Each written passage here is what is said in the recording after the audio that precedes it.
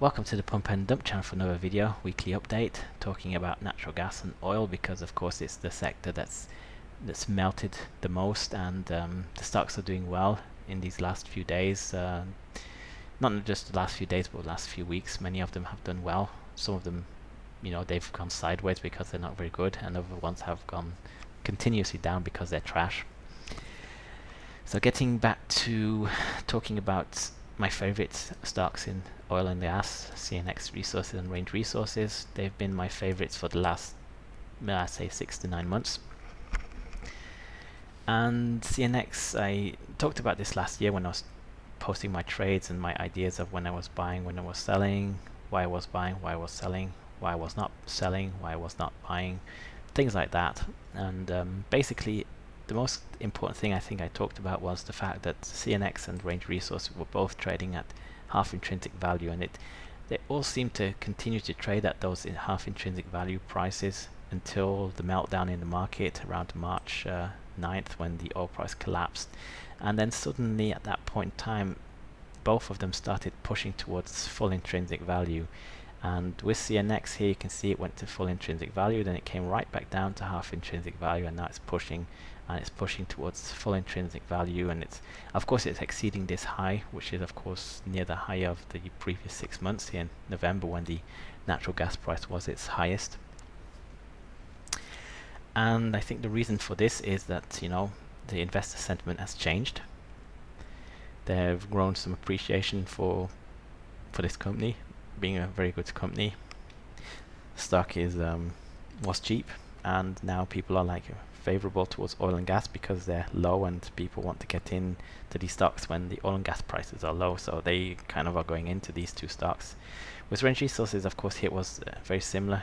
Here it went down to 161 on the low, and it pushed the full intrinsic value here at $3.50 or so, and then it kind of went sideways, and as oil and gas continued going lower, this kind of stayed a bit overvalued in this short period here, in the $3 to $2.60, and then it went down to let's say 217, which was around fair value, and from there it's just been moving up now, and that's because the oil and gas prices are improving in the forward strip. So this is kind of like goes to show that if you buy a good company that's undervalued by with a margin of safety, and that has metrics that will allow it to survive in a crash, then you will most likely, if you keep averaging down, you will not lose, and you'll actually come out ahead, and that's kind of very important.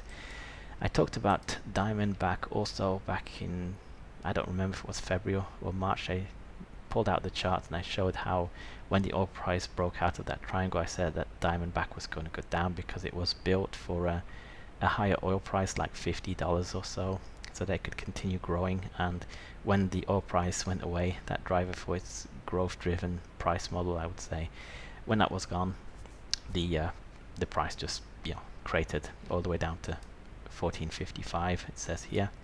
And then it had this nice rebound here going into April, and now it's come down here, and of course the perfect time to buy would have been here, but everything was cheap. I mean, you could have bought well, maybe CNX was was expensive then, but you could have bought I don't know, you could have bought Range Resources as well around there, 260, 280 here, 286, and you would have done okay. But some stocks, they just bottom at different times and peak at different times, and it usually is related to the investment vehicle.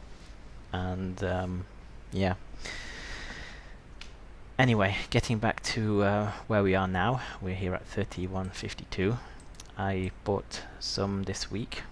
I think and I don't want to sound like a hypocrite, because I did say the stock was trash, and when I said the stock was trash, I kind of was referring to the price of this stock relative to where I see the value, and the company is good, a very good company.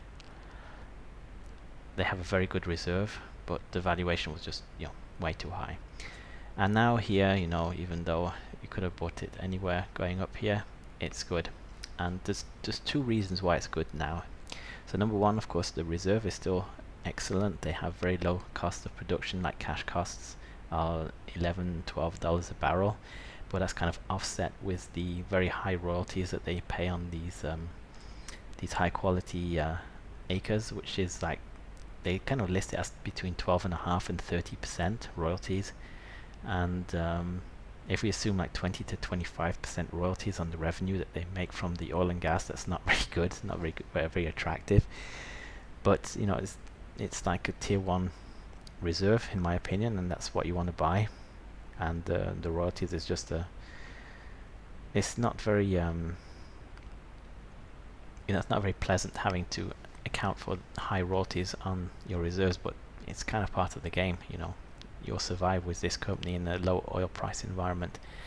And the second thing is that they put in a lot of hedges at the beginning of the year, and I don't remember the exact number, but it seems to be somewhere between $40 and $45 a barrel is what they've hedged almost the entire production at. And they, in one of their presentations last year, they said it would be cash flow positive with $45 oil, and that included a $3 billion capex program, and they've reduced that also a bit. So they kind of have set themselves up not only to get decent prices for this year, but also more importantly, given the fact that people are afraid that there is a glut in oil supply, and that the companies might not be able to sell all their oil. They have locked in sales agreements to cover all of their production for this year, which is it's good, because you don't want a company that says, well, we intended to produce 100 million barrels, and because there was no demand we only produced 50, and that would be terrible. So yeah, and going into the future, I mean, they have, I think, 700 million barrels or so of oil in reserves, and the key is that they've managed to keep growing their reserves, and that's a good thing.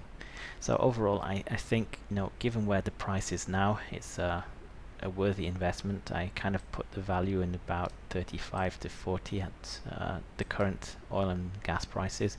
But I think in the near term, a year out, we probably are going to be closer to $60 a share. Let's say going back to August 2015, 65 seems, on the technical, it seems possible, and also fundamentally you can calculate and you can say that 50 to 65 seems reasonable.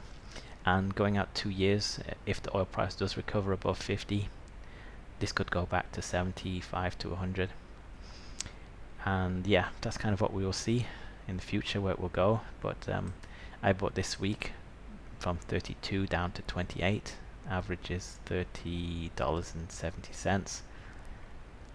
And yeah, the idea was to buy more if it kept going down, because I thought it would go to 26, but it kind of didn't. It didn't go below 27.50. I think I saw it at this week. But yeah, that was unfortunate that I didn't get to buy 26 and 27, because I really wanted to buy a lot more there, and now I'm stuck with a smaller position. But we'll see, of course. I mean, if it goes up, that's good enough, and I probably have too much oil and gas exposure anyway, but it's the sector I believe in the most at this point in time. Next company on the list is Cabot Oil and Gas. I like Cabot Oil and Gas very much, but the price is just not justified in my calculations. I see it at $14 to $15 at this current point in time. The CFO I saw this week, I think it was, he sold some shares at $18 a share. So he's already saying at $18 it was too expensive. And there is one very good thing to look at here is the earnings report for Q1. And I'll talk about that quickly, why I think the Q1 earnings report is going to be very weak and probably will lead to the price to have like a pullback. The reason why I think it will go down is that they are very little hedged. They have some hedges in place from April to August, but it's not for all of their production during that time frame. And because of the very low level of hedging, they will eat these $2 to $1.50 natural gas prices. I think last time I talked about the fact that Cabot Oil and Gas has basically no oil. It's mostly just gas. So it's a pure natural gas play, really. And I would say the premium, the 50% premium, is related to the fact that it is a pure play on natural gas, and that natural gas is really coming into favor. And also they have a dividend that's also attractive to investors. Then also they have a bigger market cap than, for example, CNX. And then also there is the fact that they are a very low cost producer, and the fact that they're unhedged like gives them unlimited upside. If the natural gas price just pops to $3, $4, $5 an MCF and stays there for a year or two, then this stock could just go, you know, it could go back to 30 or even higher. Yeah, it could go even higher, I would say, if we do have like $4 on the forward strip for whatever reason, if that is related to oil prices remaining low or not. But anyway, we will see, of course, what happens when earnings come out. My theory is that they will be weak, and then the share price will retrace. Maybe it will take a month after the earnings are out for it to get to fair value. But my idea is to buy some Cabot Oil and Gas when we get there, because I really think that this is a very good company. It's a big cap, and it's one that kind of deserves a larger market cap. And the fact that it is a pure natural gas producer makes it attractive, even relative to CNX, who have natural gas liquids and also some oil in their reserves. So yeah, that's kind of how I see it. That's what I'm thinking about.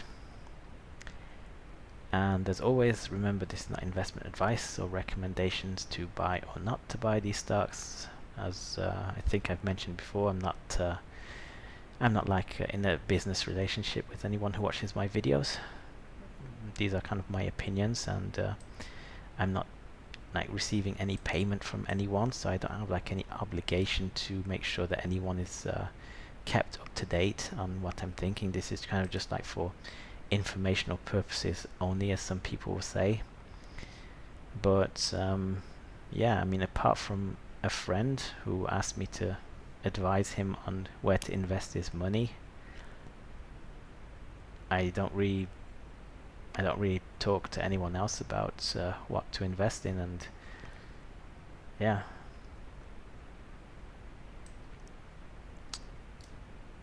I guess that's going to do it for this video. So I don't know what more to say. Maybe there could be some suggestions in the comments section today as to where I should take this channel. I've seen that over time people are not very interested in the weekly update, because people want to just know where to put their money. They don't really want to follow the process of investing. I think these weekly updates, even though they might seem boring and sometimes they don't cover everything, you know, that I'm like focused on, because that would probably take too much time, but they do give kind of like a process of thinking about things. And if you go back to last year when I was talking about my trades in CNX Resources and in Range Resources, I kind of outlined why I was buying, what I was thinking at the time, and showed some of my results at that time. So that's maybe something that's more interesting, but it didn't seem that people were interested in that. It seems that people are only interested in either number one, videos that have gold in the title, where I'm talking about gold, where I see it going, what I think, why I think, what I think, and then company overviews. They also seem to get more views, because people seem to be looking for something to invest in, rather than, you know, figure out the process of why one should be investing in a company. And yeah, I probably could go back to presenting companies, but I don't see why I should do that, because it takes a lot of work to research these companies and then put together a video, and it's not like I'm really getting anything out of it. It's not like I have any ad revenue or any, I don't know, any subscribers to a newsletter who will just feed me through my my research. Because I mean, this research is essential. It's essential investing. You should not be buying anything, even not an index fund, if you don't know how to value a company. I mean, an index fund is just like a collection of companies, and if you're just buying an index fund, you're just speculating that there's going to be more money there in the economy, and that those businesses in the index, they will just suck up more than they lose, and that will kind of make you some money. And oh well, I don't know what more to say, so I'm just going to leave it with this video for today. So remember, not investment advice, recommendations to buy or sell. As always, leave questions, comments and opinions, and with that said, have a good day.